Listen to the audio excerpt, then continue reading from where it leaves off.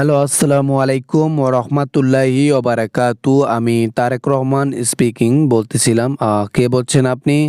আমি বাংলাদেশ প্রধানমন্ত্রী বলতেছিলাম। কে আপনি? হ্যালো।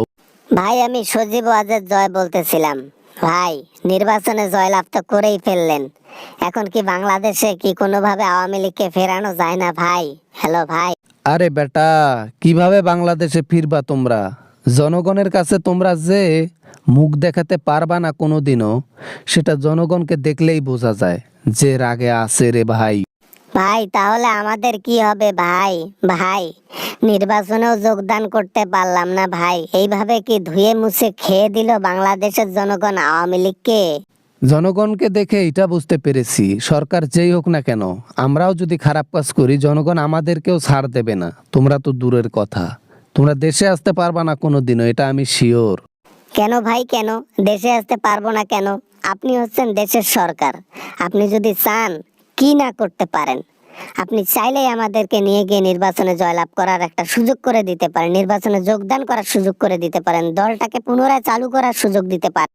যেখানে জনগণ পুরো বাংলাদেশ এইটার খেলাপ, সেই পুরো বাংলাদেশকে উপেক্ষা করে আমি তাদের খেলাপ হয়ে দাঁড়াবো, তারপর তোমাদের মতো দশা হবে আমাদের? আমি চাই না এসব। আরে ভাই আপনি প্রতিশ্রুতি দিছিলেন নির্বাচনের আগে, দেখছেন মনে নাই আপনার? হ্যাঁ বলছিলেন আওয়ামী লীগকে ফেরাবেন যদি জয়লাভ করেন, তো কই কিছুই তো করতেছেন না।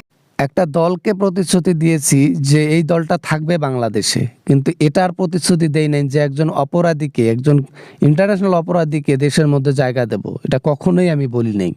সিস্টেমে বাসটা দিয়ে দিছেন আর আমরা টেরও পাইলাম না। বুঝছি এ জীবনে আর আমাদের দেশে যাওয়া হবে না, যে কাম করছে আমার মা।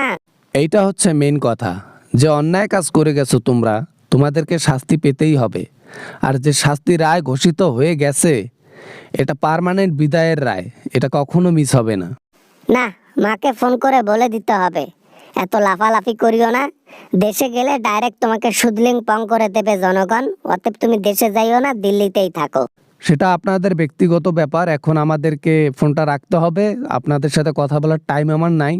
এই সময়টুকু জনগণকে নিয়ে ভাববো, দেশকে নিয়ে ভাববো, দেশকে আগানোর চিন্তা করব, ইনশাল্লাহ। বুঝতে পেরেছেন? বাবা না মানে ওই গদির মধ্যে আমার মা থাকার কথা ছিল, আর আজকে আপনারা লন্ডন থেকে গিয়ে 17 বছর পর ক্ষমতা নিলেন, আর আমরা এখন তুচ্ছ হয়ে গেলাম। কথায় আছে না, পাপ বাপকেও ছাড়ে না। খারাপ করলে খারাপ আর ভালো করলে ভালো। 17 বছর পর হলেও তোমাদের ক্ষমতা গেছে, আর 17 বছর পর হলেও ক্ষমতা আমরা ফিরে পাচ্ছি। এটাই হচ্ছে আল্লাহ তাআলার বিধান। আল্লাহ তাআলা চাইলে কি না করতে পারেন। আল্লাহর কাছে অশেষ শুকরিয়া, যেন আমি দেশের জনগণের সেবা করতে পারি, দেশকে সুন্দরভাবে চালাতে পারি। এইটাই কামনা করি।